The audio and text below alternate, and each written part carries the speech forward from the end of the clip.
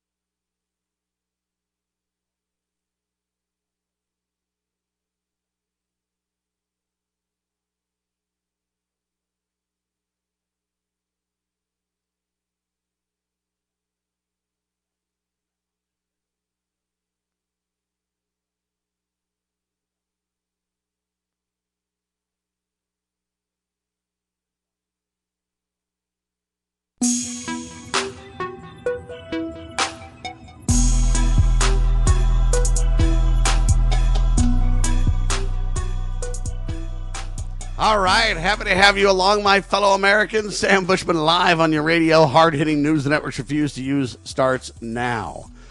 Yeah, they got an arrest on the pipe bomb deal.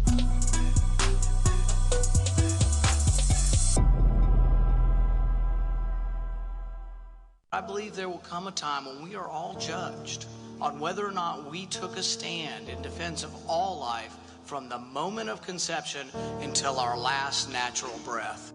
As a teenager, I gave my first public speech in my church. My hand shook, my heart pounded. I thought to myself, I can't do this, but somehow I did, and because I wanted to talk about things that were important, I persisted. I chided my church as a senior in high school for not seeming to care about the not yet born, for looking the other way, and for not taking a stand on life. I will be in earnest. I will not equivocate, and I will not excuse. I will not retreat an inch, and I will be heard. One thing I promise you, I will always take a stand for life.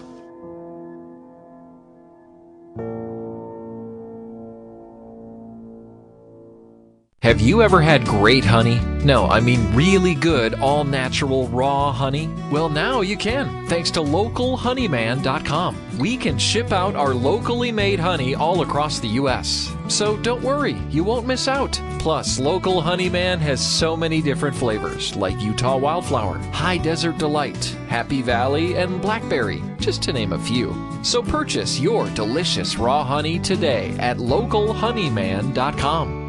As you are aware, America is divided over every fault line possible. This is intentionally fostered by those who do not love God, family, or country. We believe a peaceful future as a free people absolutely depends on civility. Clarion Call for Civility is looking for funding and volunteers at every level to make our hopes and efforts a reality. Please donate, sign our pledge, and help us in our sacred cause. Please visit callforcivility.com for more details. Callforcivility.com.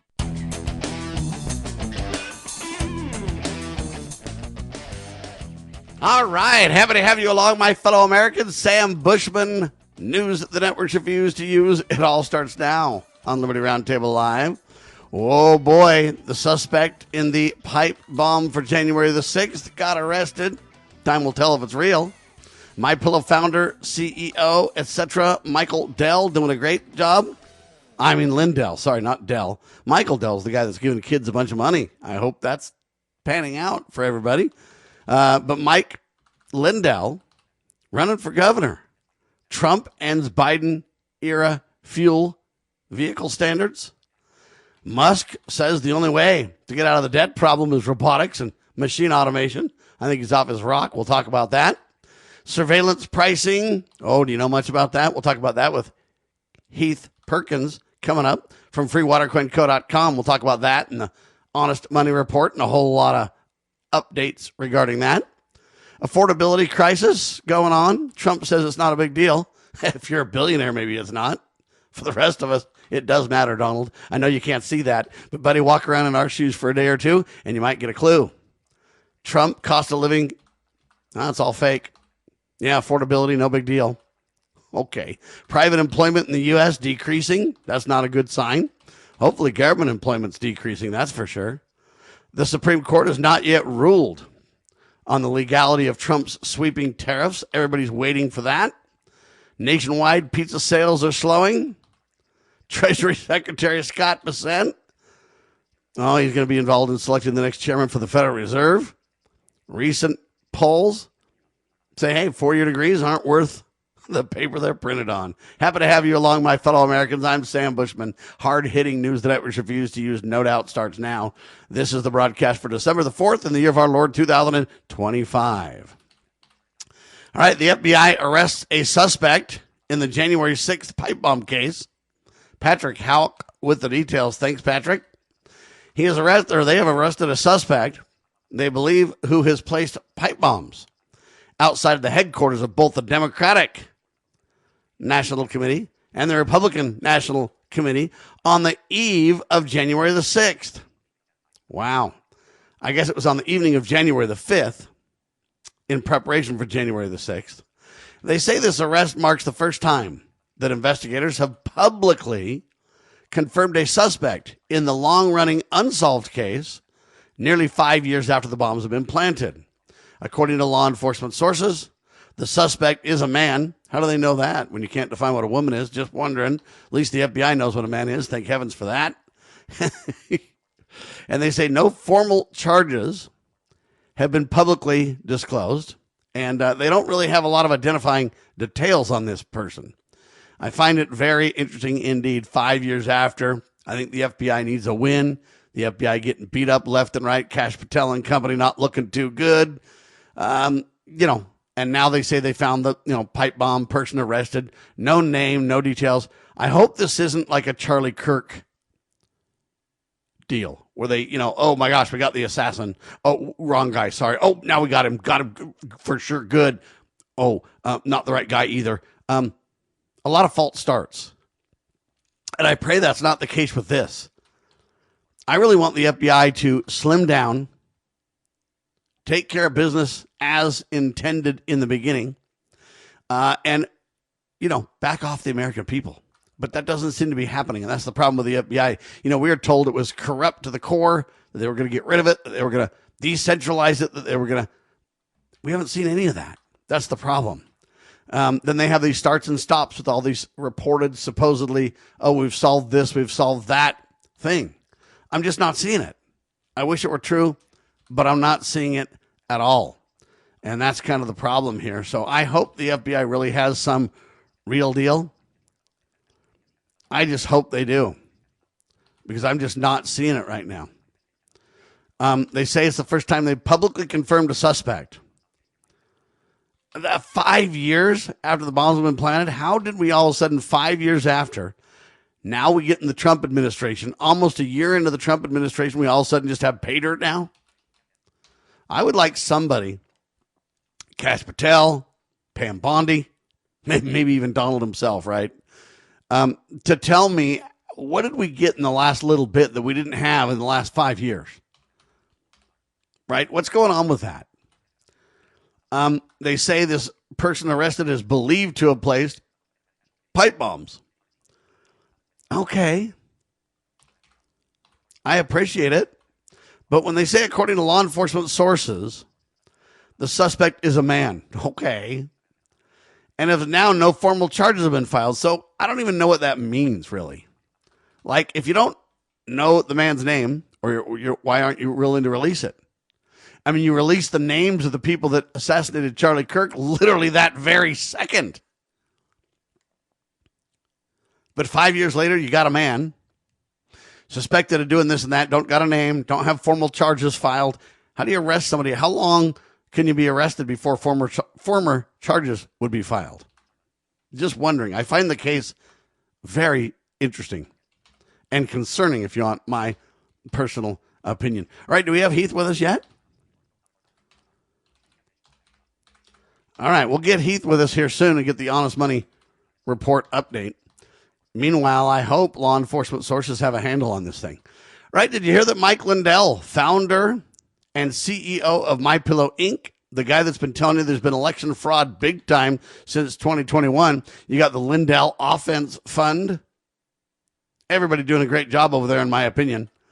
Mike Lindell is now filing paperwork to be the next governor of Minnesota for 2026. I think this is killer good news.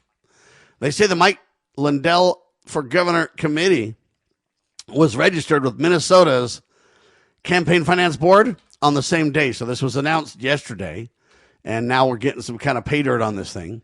Lindell mentioned that his decision to run for governor is not final, but he plans to confirm his decision at a news conference on December the 11th. Well, I think Mike Lindell should run for governor of Minnesota, and I'll tell you why. I think he could really talk about election integrity issues on the campaign trail. I think that we need somebody to run for governor that's an American. I mean, by birth and everything else. Somebody that would have a lot more integrity than I'm seeing. Anyway, our prayers are with Lindell and company as they work on this. I think it's good news. All right, now Donald Trump ends Biden-era fuel standards. This is kind of an interesting story.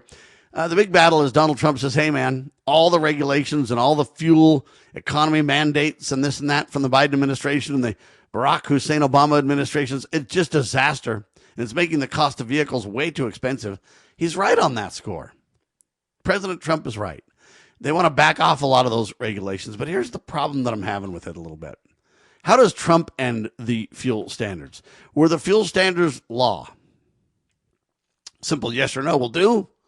When you go to court and you want to explain the details, they shut you down and kick the jury out and threaten to hold you in contempt of court. That's what happens to me when I try to provide context for my dear friend Ken Cromar, David and Goliath scenario where Ken and Barbie, Cromar fighting the IRS Goliath, Ken being David, and I tried to testify on his behalf and explain some of the details. So let's talk about details of this Biden era fuel standards discussion, because it's very interesting in my opinion. You look at this and you go, okay, did Congress pass a law to make those fuel standards, the law?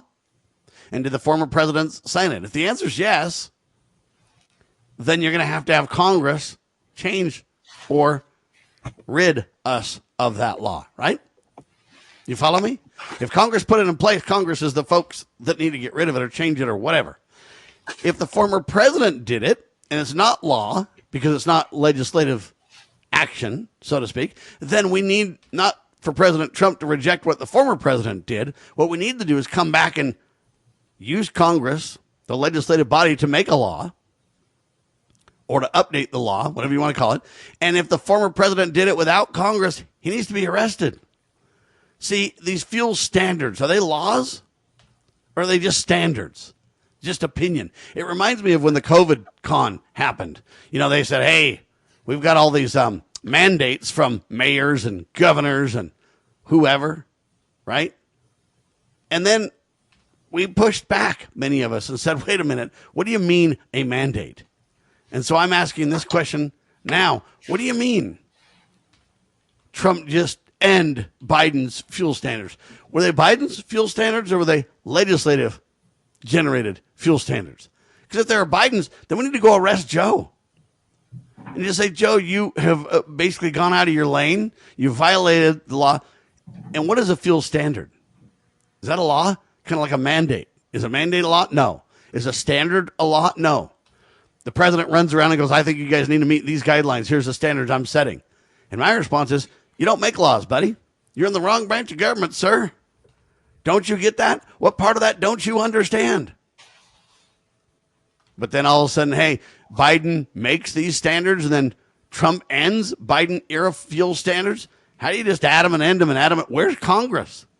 And if we're going to have these standards, these mandates, these pretend legislation laws in place, then what do we even need Congress for? Why don't we save all the paychecks, save all the political theater, and just get rid of Congress entirely?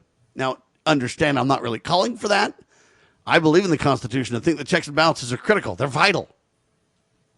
So I'm not really saying we should get rid of Congress, but if we're just going to let the presidents create, quote, fuel standards, and it's the law, and then we're going to have another president just jettison that, and then the next president's going to put them back in place, and it's all political theater, folks. You're getting played. And the only ones that can stop that are me and you, we the people.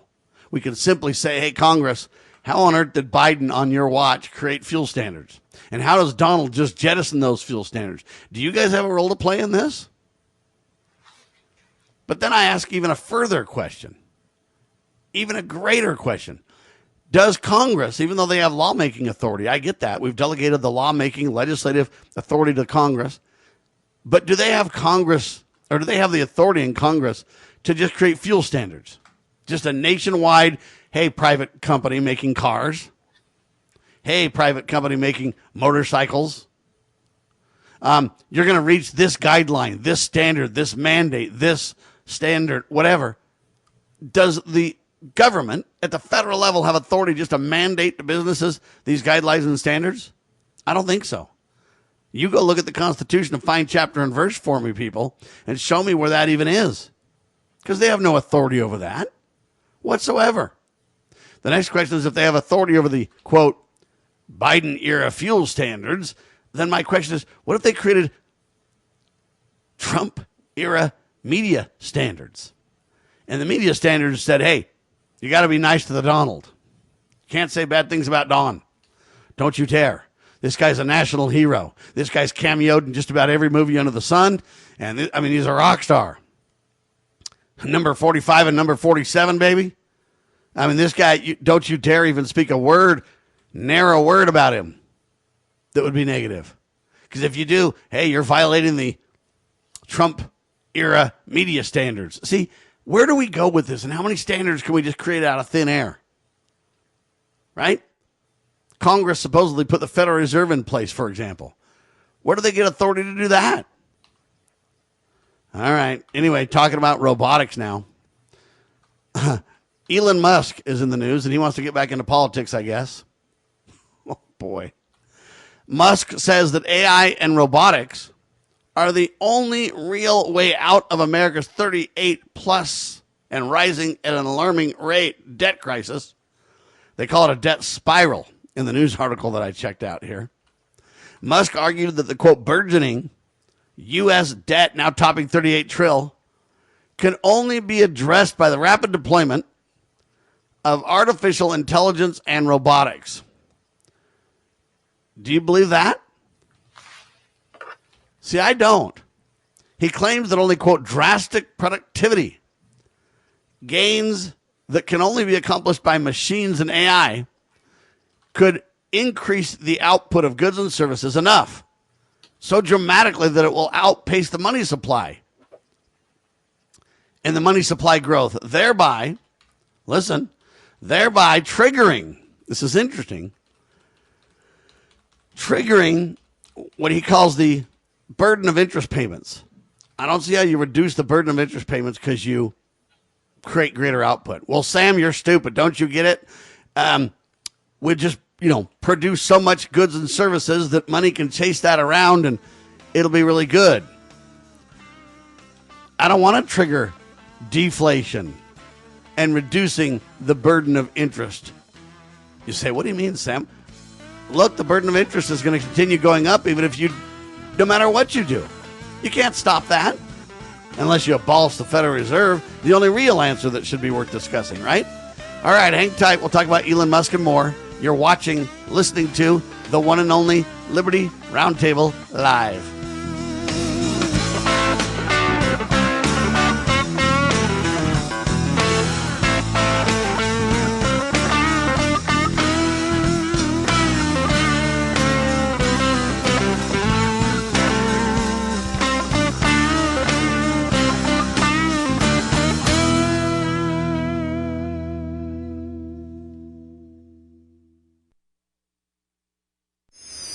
How would you like to help this program reach more people and earn silver at the same time? Call or text 801-669-2211 for complete details. Breaking news this hour from Town Hall. I'm Rich Thomason. The feds think they have their man. They've reportedly made an arrest in Virginia in the planting of 2 pipe bombs in Washington, D.C. a day before the 2021 U.S. Capitol riot. The devices were placed near the headquarters of the Republican National Committee and the Democratic National Committee. The bombs did not go off and no one was hurt. The Pentagon, responding to the controversy over attacks on suspected drug-running boats in the Caribbean, says the strikes have been ruled legal both by Pentagon as well as civilian lawyers. The Trump administration looking to ease the sticker shock that goes along with new car prices. The president says a super stringent and costly Biden-era fuel economy standards will be relaxed. These policies forced automakers to build cars using expensive technologies that drove up costs, drove up prices, and made the car much worse. The action is expected to save the typical consumer at least $1,000 off the price of a new car, and we think substantially more than that. The Trump team continues working to end the war in Ukraine. The White House confirms Trump envoy Steve Witkoff will meet today with Ukrainian negotiators. President Trump conceded today that the next stage in this process is unclear, but it would seem that by going back to the Ukrainians, the U.S. negotiators, Steve Witkoff and President Trump's son-in-law, Jared Kushner, are now set on seeking further concessions from the Ukrainian side.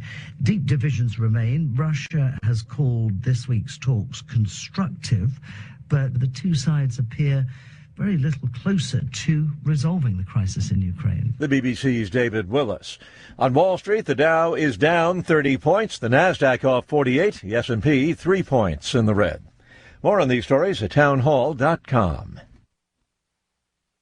Wesley Financial Group is not a law firm. Hi, I'm Chuck McDowell, the timeshare cancellation guy. In 2011, I founded Wesley Financial Group with one goal in mind, to help honest folks out of their timeshares permanently. Today, I run Wesley with my two sons, a real family business, treating every client and every employee like we'd want our own family treated. That philosophy has helped us grow into the largest, most trusted timeshare cancellation company in the United States. Fortune magazine even recognized us as one of the best places to work.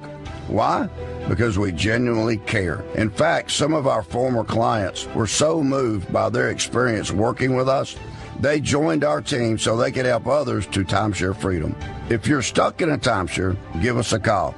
Let our family help your family. Call Wesley now for your free timeshare exit kit. 800-226-5454. That's 800-226-5454. 800-226-5454. Bypass the mainstream narrative with Liberty News Radio at libertynewsradio.com. Engage with charismatic hosts live or on demand. We cover the crucial news focused on God, family, and country. News that other networks simply refuse to use. Think of LNR's hard-hitting news and podcast at your fingertips, anytime, anywhere. Join us at libertynewsradio.com. Empower your day with the truth, because the truth will set you free. libertynewsradio.com. Introducing Managed IT Services from NPI. We offer top-notch data backup and recovery, email spam protection, and network security tailored to your needs and budget. With 20-plus years of experience in the medical field, our HIPAA-certified consultants know what it takes to protect sensitive information. Don't settle for less. Give us a call at 801-706-6980 and experience the difference with Managed IT Services. Remember, your IT support should be fast, efficient, and reliable. As a parent, is receiving a faith-based, character-focused education for your children difficult to find? Do you believe that godly principles should be a central component in your child's education? Imagine a school where faith and integrity are at its center, where heritage and responsibility instill character. For over 40 years, American Heritage School has been educating both hearts and minds, bringing out academic excellence.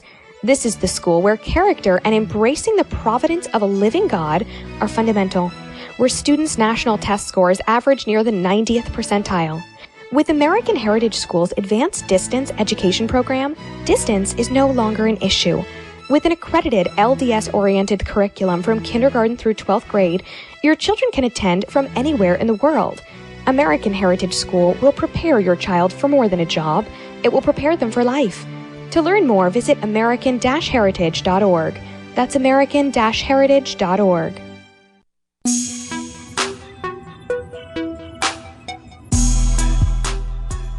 Back with you live, ladies and gentlemen. Heath Perkins with Free Water Co. with us. Welcome back, my friend. Hey, how's it going, Sam? It's going absolutely fantastic. There's a whole lot of news the networks refuse to use to run across your desk today, my friend. But let's start out with the Honest Money Report. Where are we sitting with constitutional currency, gold and silver, sir? Today, gold's hovering around $4,205.90. $42.0590. Wow. Okay. And silver has come down a little bit from a few highs we've had this week, but it's down to $56.95. $56.95. That's just crazy. I know it's down a little bit. What's the high for silver that we've seen? I think it barely missed 59, so it's moving up. All right, so it was in the 58s, $58 and whatever cents. I'm 58, so it hit a good high. What do you think of that? Nice. Oh, yeah. All right, there's so much to discuss. I don't even know how to respond to this, Heath, but I want to give you a crack at this really quick. Mm-hmm. Elon Musk is out there saying, hey, we got to crank up AI and robotics. It's the only way to get ourselves out of this $38 trillion and ever-increasing debt. And it's a debt spiral, and if we use robotics and machine, etc., we can develop this rapid deployment of these robotics and AI and everything else. He claims that only drastic automated productivity can produce the output of goods and services necessary to go ahead and, take care of business. It'll make it to where we can pay the interest. It'll just be incredible. Musk contends this type of technological driven growth is the only realistic path out of the debt crisis. Your response? More consumerism is not our solution out of the debt. The debt and the interest on the debt, any household can tell you it's, when you have this kind of debt, you get buried and you can't get out of it. That's why they call it a debt spiral. This is not, productivity is good things. It's a good thing, but at the same time, like, consumerism is what would drive a lot of that productivity. And it's like, they want us to spend more. It's like they've been telling us our whole lives that we should spend and buy. And they've never told us once, hey, save your money. Save your money, save it for a rainy day, look more towards the Austrian style of economics where, the consumption is not based around, or the GDP is not based around mainly consumption, but around savings. When there's a downturn, the people have the ability to step in and to fill in the gaps and take on more opportunities in a downturn. This isn't, it wouldn't be a solution if we keep going down the path of the banking system that we've been using for so long. We still owe the debt. The debt's not going to go away. And the interest continues to increase on the debt unless you significantly pay it down, right? Yeah. And no one is even talking about this. All right. Well, I'm not very intelligent, but let me just throw out something that I've thought about, and maybe it's just my lack of economic knowledge, Heath. Mm-hmm. So maybe you can help me out here. But if we have AI and automation and robotics and everything else just crank up big time, then I probably won't have a job. And if I don't have a job, how am I going to spend more? And how am I going to, what good's it going to do if we don't have any jobs? It's kind of like how they want you to put corn and turn it into fuel and put it in your gas tank. I'm like, I can drive around hungry. Yeah, exactly. Okay, but the same thing here. How are you going to go ahead and just do awesome robotics and AI and crank all that up big time? That's going to be the solution. But if there's no money in my pocket, I can't buy anything. Yeah. Well, I think there's solution. Am I just stupid? No. You're not stupid on this one, but this kind of goes into another one of the things that they want to move forward on, which is universal basic income. If you don't have the money and these AI and robots are doing everything and, kind of taking over the service and in production of most of our society, and a lot of us don't have those jobs anymore, they're going to have to offer universal basic income. And that's where that consumption is going to come from. But this is just a system trap that keeps us from being independent. We can't have a universal basic income and still have the same rights that we had before. Well, and I want to know how much my universal basic income is going to be, because if it's the same as everybody else's, then we'll all be poor together. I don't see how, we're all just going to be rich. I mean, if we're all rich and we can buy everything we need, why do we even need universal basic income? Why don't we just, go into the store and just take what we need? And why even have money if we can just get all that we want and it's going to be great and incredible? Why do we even need to have an income and then I have to pay you to, get gold and silver? Why can't I just kind of come in and say, hey, Heath, I need some gold and silver now, and you should give me some? What I'm kind of getting at is, where does this end, right? Well, you take the incentive out of working hard for anyone, working hard and getting ahead and thinking through things and solving problems. This is how individuals gain wealth, is by resolving other issues that are out there in the market. They don't gain that incentive if you just hand them a universal basic income. Like, they don't have the incentive to think for themselves and to not just be told what to do like good little soldiers. Like, an entrepreneurial mindset has to come from, solving others' problems and being compensated for doing so. If you're not compensated for doing the extra work to solve those problems, you're not going to do it. No one's going to do it. So Yeah. Well, now Trump ends Biden era fuel standards for cars. And I guess I just don't understand that either. If Biden created the fuel standards, he's in the wrong branch of government to make law. So we ought to arrest him if he did that. And if he didn't do it, Congress gets the blame. And if we're going to get rid of the standards that they created, Congress must do it, or else President Trump can he just...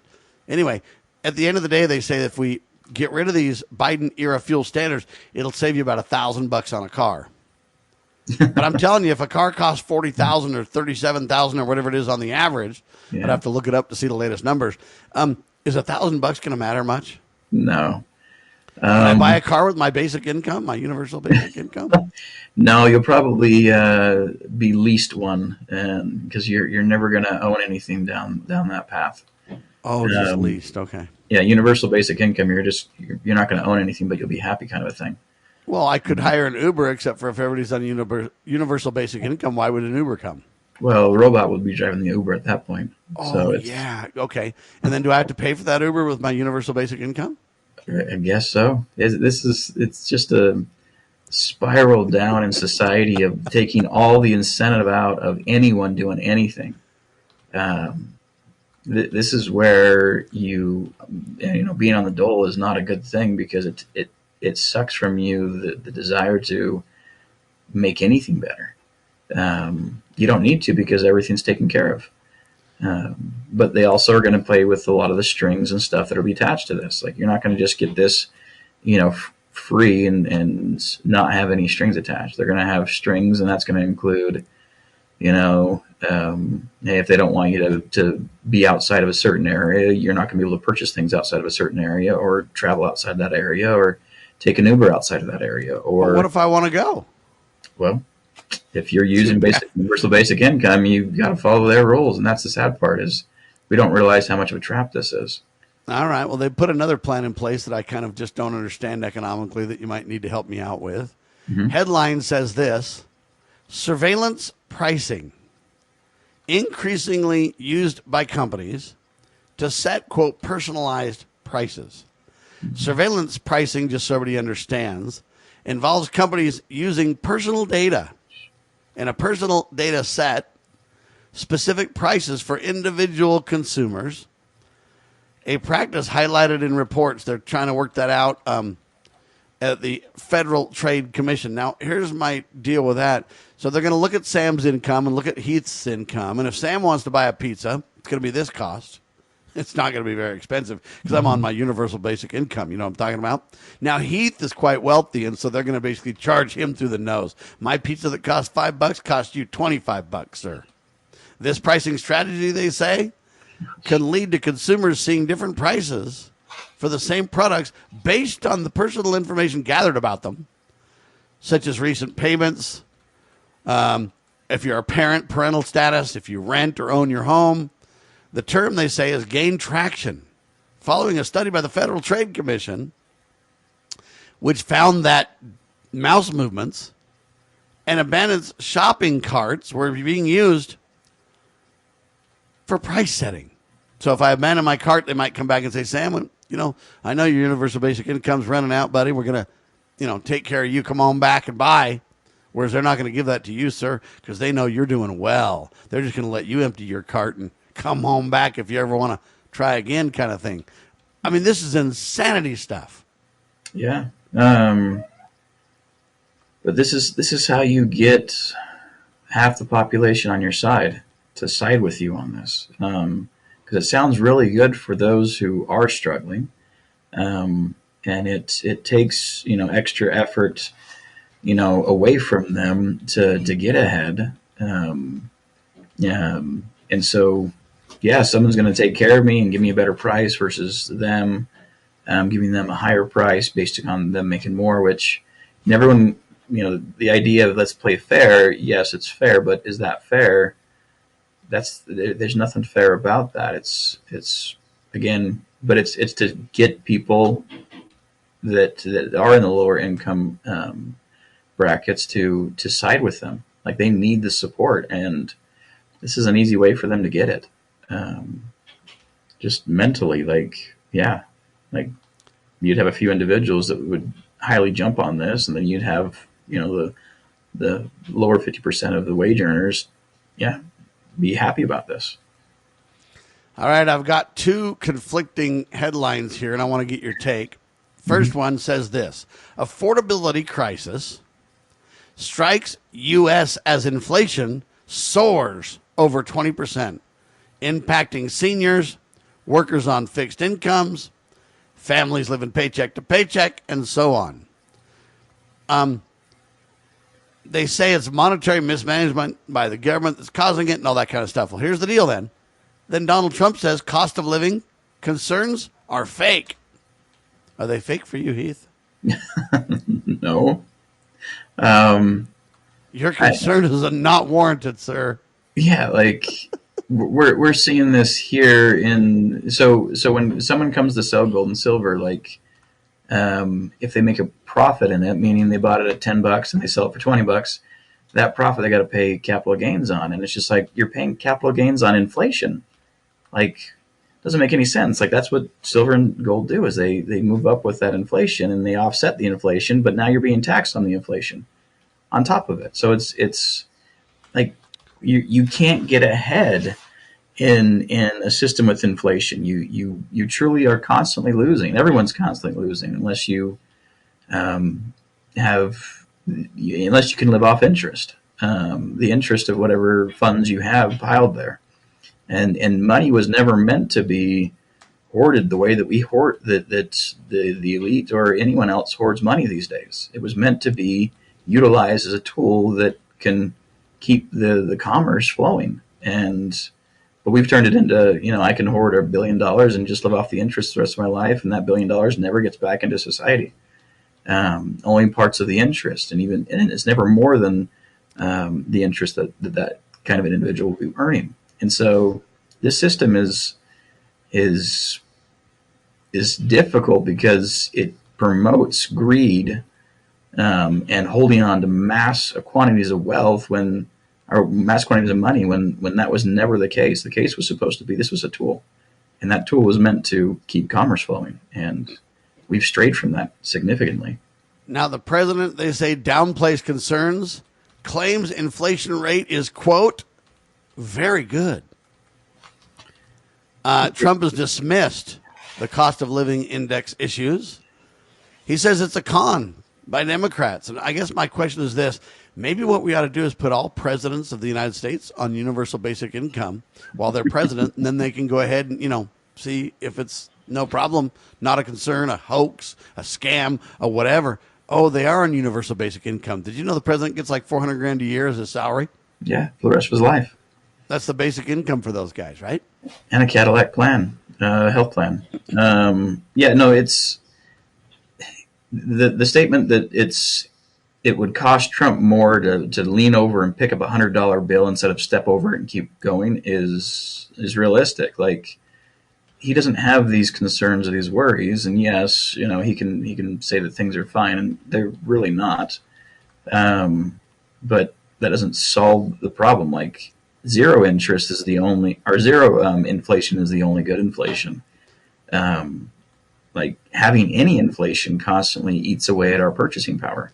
But Heath, if I call it a hoax, won't it just go away? If I just say, hey, it's a con by the Democrats, buddy, go away then?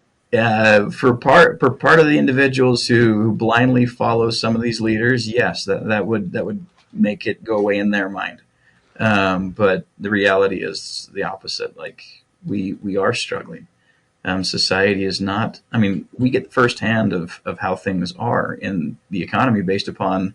This is one of the last assets that people sell to pay taxes. I mean, we get a lot of people coming in November to pay those taxes, property taxes and stuff. And so we see it. We see, people struggling. Like, we constantly are telling people, hey, gold and silver is going to continue moving up. Hold on to it if you don't need to sell. But if you need to sell, that's why it's there. And 80% of the time, it's like, I have to sell. There is a huge struggle going on right now, and visually, we get to see it every day. People might have to pawn the Tesla, huh? Yeah. I wonder if they'll let you pawn a Tesla, or if they'll just be like, oh, no, we don't do that. Anyway, Donald Trump says it's a con by the Democrats, but this contradicts his earlier position where Trump labeled himself the, quote, affordability president. What gives with that, man?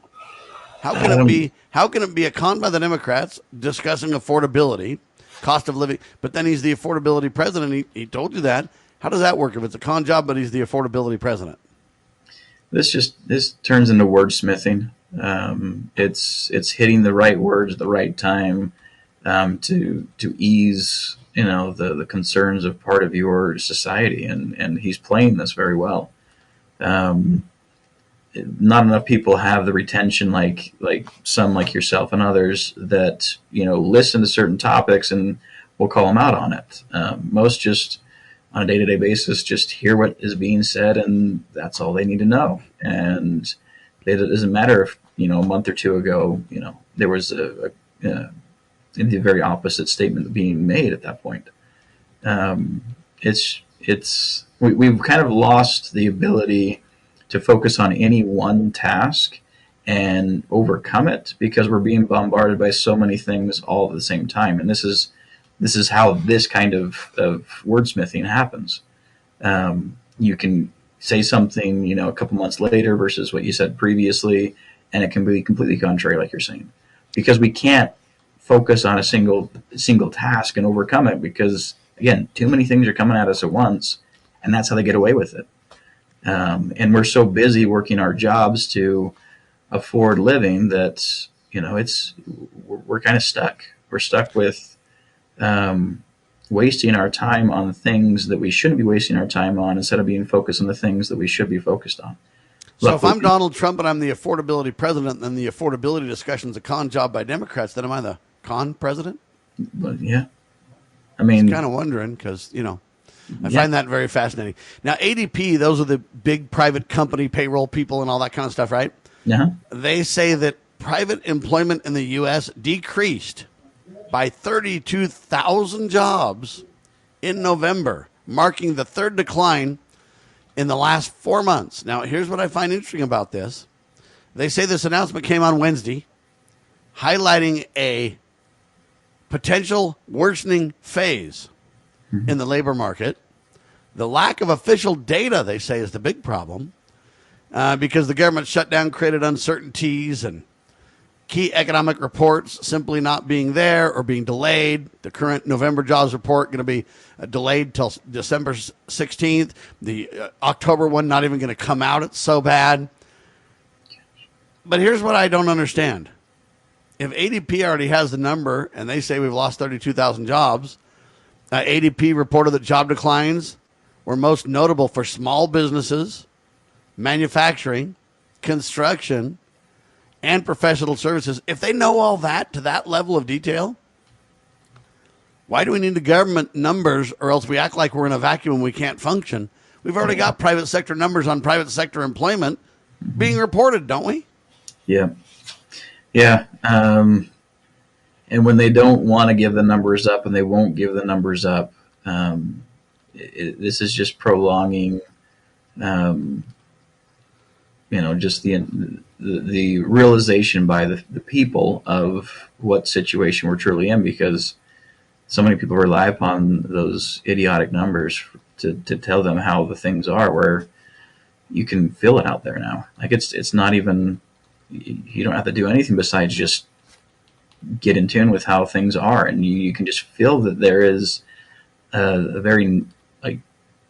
there's a huge pressure on everyone to make it, and I've mentioned this before, but we are in a silent depression. We have it worse, and if you compare numbers to numbers from 1930, when the worst of the Great Depression, versus now, we have it far worse. Costs of things are far more expensive. Yes, we have more jobs, instead of one job, or the unemployment they had was negative or 25%, but we have overemployment. We have multiple jobs we have to have, side gigs and everything else, in order just to keep going. The amount of side gigs people don't take into effect, like that's only to keep things in the same system that you're in. Like my same purchasing, ability will go down if I don't have side gigs, and that's where most people are in the U.S. now. Like we are. Yeah, what side gig might you get? Like Uber driver or something? Pizza delivery guy? Anything. People are looking for any kind of a side gig. Like I know, but we're going to automate all that, buddy. I know. Yeah, and these side gigs are very strange. Yeah, But it's, I don't know. This is not the solution for the pain that we're experiencing right now is being, issued by Elon and others, and Trump just kind of gaslighting us, saying, "Yeah, no, everything's fine," and it's, the Democrats are lying about this. Like, we're in trouble.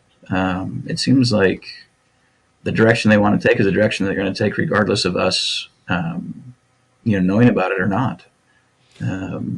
It just seems like this is the path that we have been allotted, and it's going to happen. Like we're in a play, and the play plays out a specific way, and the script is going to be followed regardless.